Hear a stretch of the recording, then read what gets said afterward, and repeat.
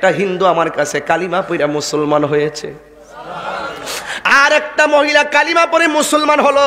তারা জিজ্ঞাসা করা হলো, মেয়েটাকে জিজ্ঞাসা করা হলো, বোন তুমি বড় সুন্দরী, তোমার চেহারাটা বড় সুন্দর, নিশ্চয়ই তোমার ধর্মের মধ্যে তোমার মূল্য আছে, নিশ্চয়ই তোমার ধর্মের মানুষগুলো তোমাকে দিয়ে মূর্তির সামনে প্রসাদ দেয়, কিন্তু তুমি কেন কালিমা পড়ে মুসলমান হয়েছো?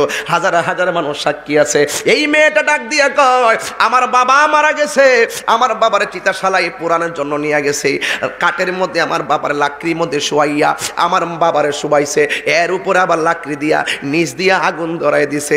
একটু পরে দেখলাম বাবার শরীরের মধ্যে আগুন লেগে গেছে, এই পাটা হঠাৎ করে ঠ্যাঙ্গা বাইরা উপরে উঠে গেছে, আমার বাবার বডিটার মধ্যে লাঠি দিয়া বাইরাইতে শুরু করছে, কিন্তু দেখলাম বাবার গায়ের মধ্যে জীবনে কেউ আঘাত করে নাই, আমার চোখের সামনে বাবার পায়ের মধ্যে আঘাত করেছে। ঠিক ঘটনাক্রমে কিছুদিন পরে আমার মা মারা গেছে। আমার মা অনেক পর্দাশীলা ছিল, হিন্দু হলো, আমার মা অনেক পর্দা করত, কিন্তু আমার মার পিঠ কেউ দেখে নাই, আমার মার পেট কেউ দেখে নাই, পা কেউ দেখে নাই। আমার মা এত পর্দা করত। আমার আম্মা মারা গেল, আমার আম্মারে চিতাশালার মধ্যে নিয়ে গেছে, হিন্দুদের বিধি অনুযায়ী তারে পোড়াবে, লাশটাকে কাঁধে করে নিয়ে গেল, আবার লাকড়ির মধ্যে শোয়াইয়া তার উপর দিক দিয়ে লাকড়ি দিয়ে নিচ দিয়ে আগুন ধরাই দিল। আগুনটা ধরাই দিদিরই চোখের পলকে মার জামাটা পুইরা গেছে, যে এই মার বডি কেউ দেখে নাই, এই বডিটা মানুষের সামনে ওপেন হয়ে গেছে। আমি একটা মেয়ে হিসাবে বড় লজ্জা পাইছি। কিছুক্ষণ পরে আমার মা লাশটা পুড়তে পুড়তে পাটা উপরে উঠে গেছে, লাঠি দিয়া বাইরাইয়া হাত পা গুলো একবারে গোড়া বানাইছে। এই যখন আমি দেখলাম আমার বাবার করুণ চিত্র, আমি যখন দেখলাম আমার মার এমন ভাবে পুরাইলো, তখন মুসলমানদের শেষ বিদায়ের কথা আমার মনে হয়ে গেছে। মুসলমানরা মারা গেলে কত সুন্দর করে চতুর্দিকে চারটা কাপড় টানাই, আবার কত সুন্দর গরম জল করে না, একেবারে বেশি গরমও দেয় না, আবার বেশি ঠান্ডাও দেয় না, কুসুম গরম জল দেয় যেন গায়ের মধ্যে আরাম লাগে। সবাই কয় গরম হইলে কত গরম দিস না, আবার ঠান্ডা হইলে গাই এত ঠান্ডা দিস না, কুসুম গরম জলটা দে যেন আরাম লাগে। কুসকু সাবানটা দে, অন্য সাবান দিলে কই ফেনা বেশি উঠবে, গায়ের মধ্যে ফেনা ফোনা লাগিয়ে দেখবে, কুসকু সাবানটা দে ভালো পরিষ্কার হয়, কিন্তু তার গায়ের ময়লাটা কাটে। এত মায়া কইরা তার লাশটাকে দাফন করে। বন্ধুরে, ও বন্ধু, একটা কথা মনে রাখবেন, হিন্দু মেয়েটার উত্তর দেখেন কত সুন্দর। আমরা তো রেডিমেড ইসলাম পাইলাম, কদর করতাম জানি না, আমরা তো রেডিমেড মুসলমানের ঘরে মুসলমান হইলাম, আমরা ভাবতে জানি না। আজকের ঈদগার মাহফিল থেকে ভাবতে হবে তুমি শ্রেষ্ঠ জাতি। কথা বলেন ঠিক কি না বলেন? এই জন্য যুবক, এই মেয়েটা ডাক দিয়া বলে, ওই মুসলমানরা মারা গেলে কত সুন্দর করে তারা লাশটারে গোসল দেয়, আতর লোবান দেয়, চোখের মধ্যে সুরমা দেয়।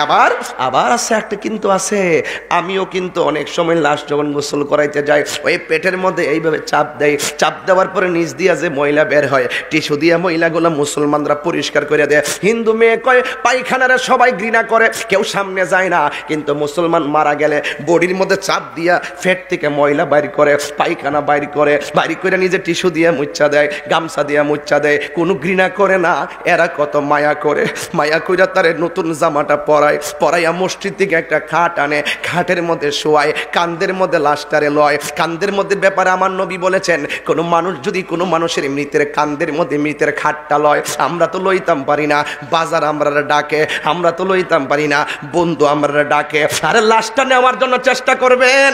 আমার নবী কই, কোনো মানুষ যদি মৃতের লাশের খাটটারে কান্ধের মধ্যে বহন করে, 40টা কদম যখন দেয়, একটা কদম দিলে একটা কবিরা গুনাহ মাফ হয়ে যায়, 2টা কদম দিলে 2টা কবিরা গুনাহ, 3টা কদম দিলে 3টা কবিরা গুনাহ মাফ হয়ে যায়। আমার নবী বলেন 40টা কদম দিলে বড় বড় 40টা গুনাহ মাফ হয়ে যায়। একটা মানুষের জীবনটা তালাশ করে দেখেন, জীবনে 40টা কবিরা গুনাহ খুঁজা পাইবেন না।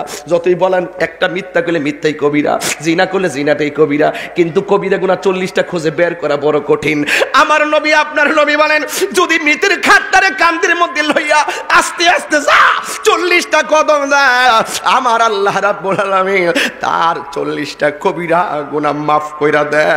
যদি দ্বিতীয় দিন আপনি আরেকজনের লাশটা কান্দে নেন তাইলে আপনি একই ফ্যাসিলিটি পাবেন। এক সপ্তাহ পরে কান্দে নিলে আপনি একটা আবার একই ফ্যাসিলিটি পাবেন। এক বছর পরে কান্দে নিলে আপনি একই ফ্যাসিলিটি পাবেন।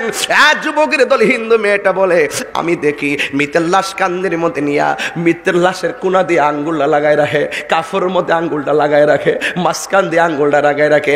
কত মায়া কইরা হাঁটি হাঁটি পা পা কইরা তারে লয়া যায় গোসলখানার ভিতরে, নাকে দিয়া তুলা ঢুকায়। জিজ্ঞেস করা হয় কেন তুলা ঢুকাইলা? কই বলতেছে নাকে দিয়া যেন পানি না ঢুকে। কানের মধ্যে তুলা ঢুকায়। কই কেন পানির কানের মধ্যে তুলা ঢুকাইলা? কই কান দিয়া যেন পানি না ঢুকে। আর আমার ধর্মে আমার বাপের গায়ে জীবনে কেউ আঘাত করে নাই, বাবার মৃত্যুর পরে বাবার বাইরানো শুরু করছে।